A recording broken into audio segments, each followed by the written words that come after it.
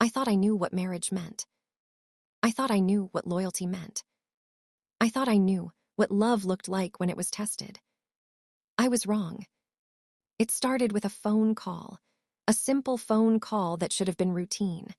My husband, Thomas, calling to let me know he'd be working late again. Another late night at the office. Another dinner alone. Another evening of checking the clock and wondering when this season of his career would finally ease up. But this time, something felt different.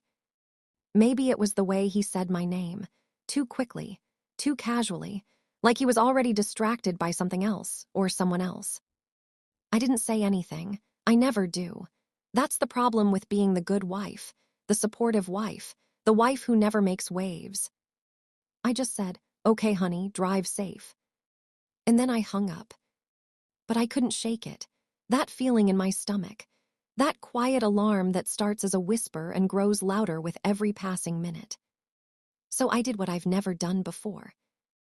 I drove to his office. Not to confront him, not to accuse him, just to bring him dinner. To show him that even though he was working late, I was still thinking about him, still showing up, still being the wife I promised to be 23 years ago. The building was mostly dark when I arrived. Most of the offices were empty, but his light was on. I could see it from the parking lot, a small beacon in the sea of darkened windows. I took the elevator to the 6th floor, walked down the familiar hallway, past the framed company photos and the motivational posters about teamwork and excellence. His door was slightly ajar.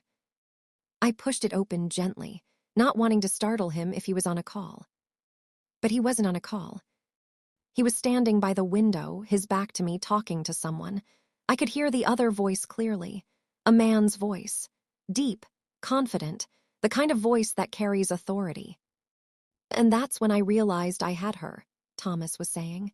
Completely had her. She works herself to the bone for me, and she doesn't even question it anymore.